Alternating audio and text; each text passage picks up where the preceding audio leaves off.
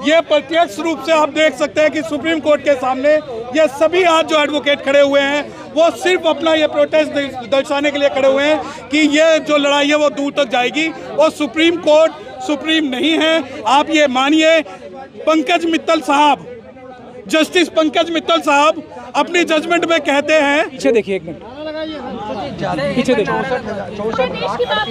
पीछे देखिए ना, ये तो सुप्रीम कोर्ट है। यहाँ जब ये हालत है तो पूरे देश का आप अंदाजा लगा सकते हैं। इससे बड़ा सफल आंदोलन 2018 में 2 अप्रैल को ही हुआ था। CAA NRC का जो आंदोलन था ना, वो भी मुझे लगता है इस आंदोलन के आगे छोटा पड़ जाएगा, ये मैं गारंटी दे रहा हूँ। वकील यहाँ देखिए, ओ जितने एडवोकेट से सुप्रीम कोर्ट के हाथ उठाओ, जितने एडवोकेट से आरक्षण समर्थक जिंदाबाद जिंदाबाद जिंदाबाद। नमस्कार, आप देख रहे थे जनता लाइव। अभी मैं सुप्रीम कोर्ट के पास मौजूद हूँ, जहां लोगों के द्वारा, वकीलों के द्वारा सुप्रीम कोर्ट का घेराव हो रहा है, जहां सुप्रीम कोर्ट ने जो आदेश जारी किए थे रिजर्वेशन को लेके, उससे संबंधित लोग भारत बंद कर रहे हैं और काफी मात्रा में लोगों की यहाँ संख्या है। ये जो प्रोटेस्ट जो है ये सुप्रीम कोर्ट के सामने इस वजह से है क्योंकि हम समर्थन करते हैं भारत बंद का। और दूसरी बात, आप पूछते हैं कि क्या decision, supreme court is not supreme in India, only parliament and the constitution of India is supreme and 7 जजेस of the high court can not encroach power of the parliament. दूसरी चीज, आप कहते हैं भारत बंद नहीं है। अगर आज हम यहाँ खड़े हैं तो अपनी सपोर्ट देने के लिए खड़े हुए हैं कि हम भी इस बंद के अंदर हैं और हम इसमें शामिल हैं। तो आप पूछते हैं कि सुप्रीम कोर्ट, क्या सुप्रीम कोर्ट, मैं आपको एक जजमेंट का एक पार्ट बताता हूँ। पंकज मित्तल साहब ने अपनी जजमेंट के पेज नंबर 40 पे ये कहा है कि वर्ना सिस्टम बहुत अच्छा सिस्टम है, जिसे मैं क्रिटिसाइज करता हूं क्योंकि जो जजेस हैं उनकी हमें पर्सनल ओपिनियन नहीं चाहिए, हमें उनकी कॉन्स्टिट्यूशनल ओपिनियन चाहिए। We are here to take the constitutional opinion of any जज। वी डोंट थिंक, अगर कोई जज ये बोलता है कि मोरनी जो है मोर के आंसुओं से गर्भवती होती है तो वो इनकम्पिटेंट है। जब solicitor general of India supreme court के अंदर ये बोलते हैं कि सरकार चाहती है सब क्लासिफिकेशन हो, तो सब क्लासिफिकेशन अगर डिसाइड होगा तो पार्लियामेंट के द्वारा डिसाइड होगा, ना कि जजेस के द्वारा डिसाइड होगा। कॉन्स्टिट्यूट असेंबली की हमें इंटेंशन और डिबेट्स पढ़नी पड़ेंगी। और जो ये जजमेंट है सुप्रीम कोर्ट का, सुप्रीम कोर्ट को ये जजमेंट वापस लेना होगा क्योंकि ये अनकॉन्स्टिट्यूशनल एक जजमेंट है जो कि जबरदस्ती शेड्यूल कास्ट लिस्ट को डिस्ट्रॉय कर रहा है। और जो शेड्यूल कास्ट लिस्ट है उसमें प्रेसिडेंट भी अमेंड नहीं कर सकते, तो ये पावर स्टेट को देकर सुप्रीम कोर्ट ने एक गलती की। बहन जी ने आंदोलन बुलाया था, उस पर क्या कहेंगे? देखिए, ये आंदोलन के अंदर बहुत सारे लोग हैं, मिशन जय भीम से भी लोग हैं और जन आंदोलन है। और आज आप ये मानिए कि 2 अप्रैल 2018 के बाद में अगर सबसे बड़ा आंदोलन कोई है तो वो आज 21 अगस्त 2024 का आंदोलन है, जब कश्मीर से कन्याकुमारी और कच्छ से कोहिमा तक आरक्षण समर्थक जो हैं सड़कों पर हैं। और ये कोई आरक्षण कोई भीख नहीं है, आरक्षण हमारा अधिकार है जिसे हम कॉन्स्टिट्यूशनली और पीसफुली लेकर रहेंगे। क्यों असफल हो गया? क्या आप ये सोचते हो कि आंदोलन का मतलब आगजनी होता है? आप ये सोचते हो कि आंदोलन का मतलब हिंसा होता है? आज यहाँ सैकड़ों सुप्रीम कोर्ट के जो एडवोकेट हैं वो खड़े हुए हैं, आप इसको असफल कैसे डिक्लेयर कर सकते हैं? आप ये सोचते हैं कि 2 अप्रैल 2018 में जैसे 13 शेड्यूल कास्ट के युवा शहीद हुए, हम लोग भी गोलियां खाएं? आज बाबा साहब के बच्चे जो हैं वो संविधान को मानने वाले हैं, कॉन्स्टिट्यूशनली हम जो है प्रोटेस्ट कर रहे हैं और हम जो ये प्रोटेस्ट है वो पीसफुल और कॉन्स्टिट्यूशनली ही करेंगे। अब आगे आप लोगों की क्या स्ट्रैटेजी रहेगी? सीधी स्ट्रैटेजी है। सबसे पहले तो जितना बैकलॉग है उसको दिया जाए। कई करोड़ नौकरियां, मुझे नहीं लगता समाज का कोई भी व्यक्ति, कोई भी घर ऐसा बचेगा कि अगर ये चोरी की नौकरियां वापस लेने का आंदोलन हमारा सफल होगा तो एक भी घर ऐसा नहीं बचेगा जिसको नौकरी ना हो और अच्छी नौकरी ना हो, क्योंकि अच्छी नौकरियां ही करोड़ों में हैं। पहला काम है हमारा बैकलॉग के लिए संघर्ष करना। दूसरा काम है हमारा SC ST सब प्लान, जिसके माध्यम से हर एक परिवार को कम से कम 1 करोड़ मिल सकता है शेड्यूल कास्ट और शेड्यूल ट्राइब के, उसके लिए आंदोलन करना। ये 2 आंदोलन है। तीसरा काम है हमारा प्राइवेटाइजेशन जो हुआ है, ये भी तो हकमारी हुई है ना, ये भी तो चोरी हुई है हमारी सीटों की, तो उसके अंदर भी रिजर्वेशन कराने का और ऊपर से लेकर नीचे सब जगह रिजर्वेशन कराने का, ये 3 मुद्दे हमारे हैं। और चौथा मुद्दा हमारा ये है कि देश के जो वाल्मीकि समाज है उसमें कम से कम अगर सरकार और सुप्रीम कोर्ट के मान्यवर जजेस को, परम आदरणीय जजेस को इतनी चिंता हो रही है वाल्मीकि समाज की, तो कम से कम जो उनका जो आज वो मजबूर हैं उनको 1-1 लाख की नौकरी मिलनी चाहिए सफाई करने की, जो डॉक्टरों से भी ज़्यादा इंपॉर्टेंट काम है उनकी नौकरियां तो पक्की कर दें, ठेकेदारी प्रथा को समाप्त कर दें, जो कि अपने आप में एक गैर कानूनी काम है। यदि ऐसा नहीं करते तो हम इसके लिए आंदोलनरत हैं, और जैसे ही ये होगा तो हम चौथी चीज़, पांचवी चीज़ ये करने वाले हैं कि हमारे शेड्यूल कास्ट और शेड्यूल ट्राइब के जितने भी लोग हैं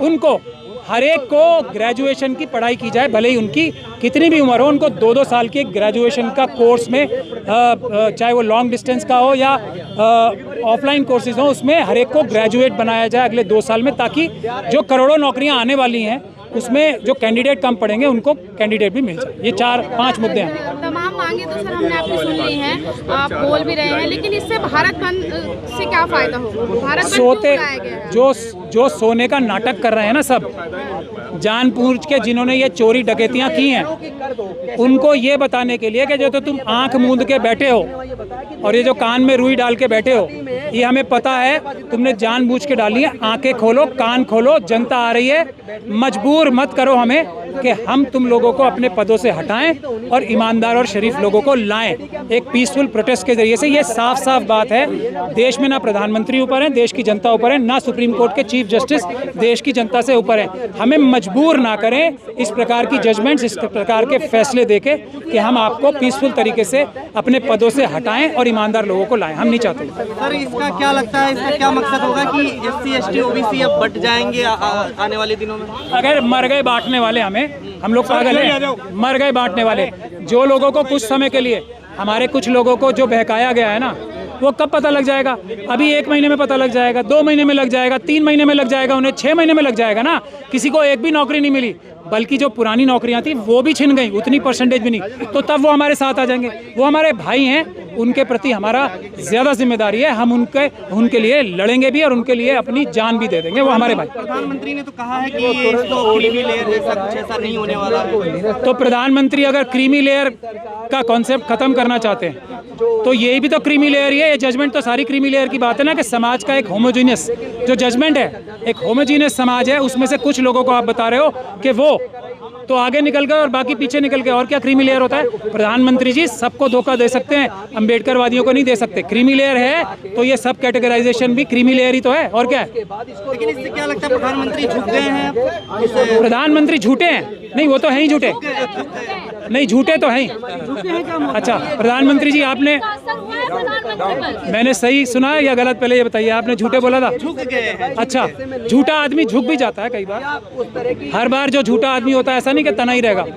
अब झूठे आदमियों के झुकने का टाइम आ गया है, तो प्रधानमंत्री अगर झूठे हैं तो ज़्यादा जल्दी झुकेंगे, और अगर सच्चे होने का उनको कोई एक तरह से कोई उनके अंदर एबरेशन आएगी जो आज तक कभी नहीं आई सच बोलने की, तो तब भी झुकना पड़ेगा। आप आंदोलन कर रहे हैं, क्या लगता है सारे टीवी चैनल किसी भी ईमानदार चैनल पे चढ़ेगी? ये टेस्ट है। जो हमारी खबर नहीं चला रहा, जो आज देश का सबसे बड़ा आंदोलन इस वक्त है, जो लोग चोर, बेईमान, डकैत और क्रिमिनल्स हैं, उन चैनल्स में नहीं चलेगा।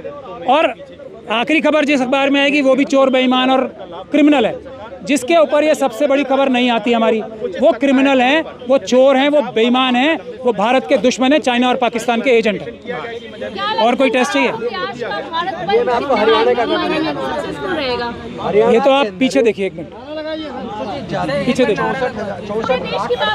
पीछे देखिए ना, ये तो सुप्रीम कोर्ट है।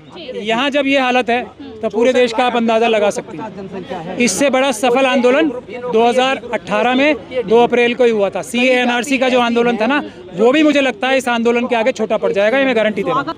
आप ये तो बताइए, किसके? ये मुझे लगता है शायद जजेस को अरेस्ट करने तो नहीं है, ऐसा भी हो सकता है, पता नहीं। ये तो इनसे पूछो आप किस लिए खड़े हैं यहाँ पे। हम तो पीसफुल लोग हैं।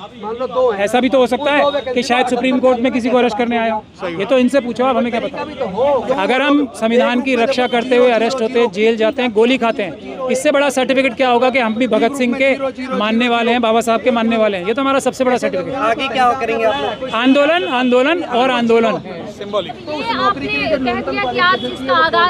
बिल्कुल 4-5 मुद्दे बताए ना, वो लिए जाएंगे। इन्होंने हमारा टेम्परेचर चेक किया है, अब हम इनका टेम्परेचर चेक करेंगे। अभी तो ली अंगड़ाई है, आगे और लड़ाई है। ये आज जो सिंबॉलिक प्रोटेस्ट सुप्रीम कोर्ट के सामने हुआ है, यकीन मानिए कि जैसे पूरा भारत के अंदर अभी प्रोटेस्ट चल रहा है, इससे बड़ा प्रोटेस्ट जो है लीगल फ्रेटर्निटी और जो अम्बेडकराइट लोग हैं वो पूरे भारत के अंदर करेंगे।